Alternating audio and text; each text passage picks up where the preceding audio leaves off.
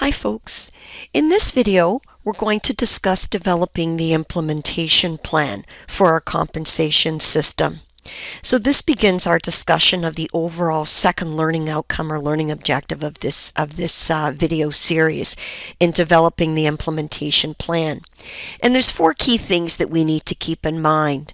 First of all, we have to plan for managing the implementation, and that means we have to think about 3 major things under planning for managing implementation. Number 1, to set up task forces, so who will implement what aspects of the compensation system, who will put the system infrastructure into place, and how will that be handled. And thirdly, we have to test the system. So the concept of setting up task forces, putting the system infrastructure in place, and testing the system all fall under the plan for managing implementation. We also need to consider a training plan. Who needs to be trained on what aspects of the compensation system, and who will conduct that training? We also need to think about in the implementation a communication plan, not just to our employees at large, but also people who are going to be involved in administering the plan on an ongoing basis. And then we have to think of evaluating our compensation system. How are we going to know whether or not it met the objectives that we set out? So we're going to discuss that in a little more detail. So let's begin by discussing the plan for managing implementation.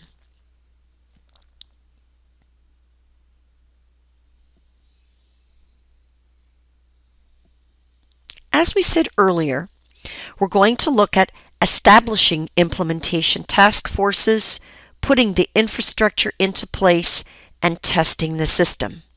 We're going to do these 3 things as part of the planning for managing implementation. So now, depending on the magnitude and the scope of the changes, several committees or task forces might be needed, each which might be responsible for a different aspect of the new compensation system, operating under the supervision of an umbrella group. So for example, there might be an implementation task force for implementing base pay changes, another to implement performance pay, and a third for indirect pay. If you have profit sharing, there might also be a task force that looks after the implementation of profit sharing plans. If there's a different compensation plan for different employee groups, which again is possible in a highly unionized organization, there might need to be a separate task force dealing with each collective labor agreement. So depending on how complicated your structure is operationally, that will dictate the amount of task forces that you might need.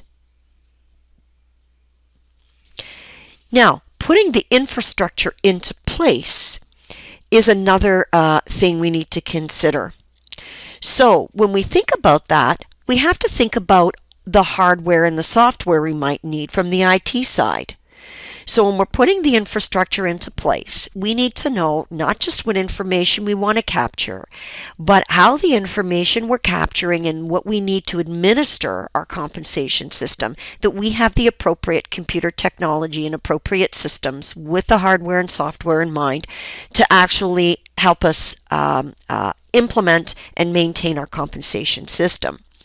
So we'd also need to look at not just hardware and software from an administration perspective, but what about website? What kinds of information are we going to communicate from our website? Does that have to be available for downloading to our website from some of our systems on the IT side that are holding some information? So what do we want to keep in our website?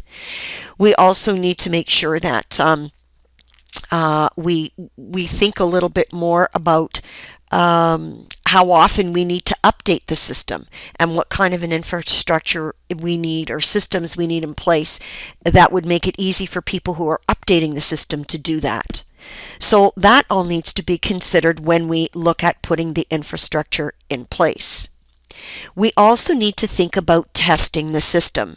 So for example, if you have payroll, do you want to run a parallel run? So do you want to run the old system and the new system to kind of iron out the bugs. We normally say with payroll that's a dangerous thing to do, but again, the company needs to develop protocols on how they want to test their system to make sure that it works. You just don't put it out live, and then if something goes wrong, all employees are affected. So you need to think about how you want to set up the testing. So those are three things that are important in planning for managing implementation. Now what we want to think a little bit more about is training.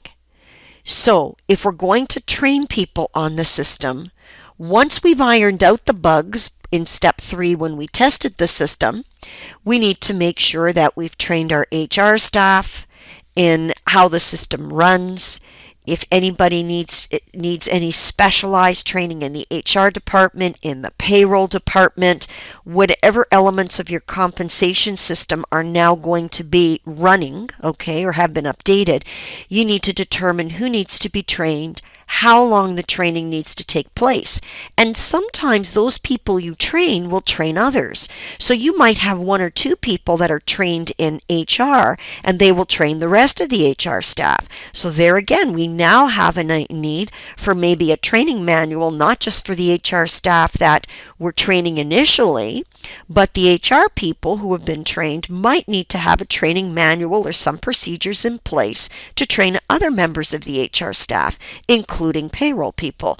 So you need to decide how you're going to organize the training, which again is an important consideration in developing your infrastructure and your task forces. In addition, we need to also think about communicating the system. So when we talk about communication and communicating the system, we need to also think a little bit about the importance of two-way communication, which also involves getting employee feedback on how the compensation system is running. Now, when we think about communication, we need to think about 2 types of ongoing communication. Keeping managers informed so that they know their role under the compensation system. So for example, you may have your managers that are responsible for coming up with pay increases. Is there certain discussions that they have to have with employees? Do we need employees sign off on the forms before the manager can actually input the increase or have it input by HR staff? So again, we need to make sure that managers are informed on how the system works and what their role is in the system. We need to make sure that our employees at large are informed so that they understand how the system works and how they will be compensated. Sometimes that means that if we send them an electronic pay slip, maybe it'll come through a secure section of our website, they know how to read it. Maybe it's going to be set up differently. We might want to consider having small sessions for employees, not just as we're implementing, but even after we've run the system and it's live, just to make sure that we've got all the feedback from employees and how it's running. So we might want to consider even updating employees on communicating compensation system and how it's being implemented through an employee newsletter. We might want to post updates on the website. We might want to invite them to participate in a survey, even as they become aware of information on the compensation system as it's being implemented, and even post-implementation, just to see if it's meeting their needs and they're understanding how the system works. So all of these things are of key importance when we look at implementing the compensation system. Okay, in our next video series, we're going to talk a little bit more about evaluating the compensation system. That can be a little bit longer, so we're going to cut our video off now, and we'll resume with our next video, again, on evaluating the compensation system.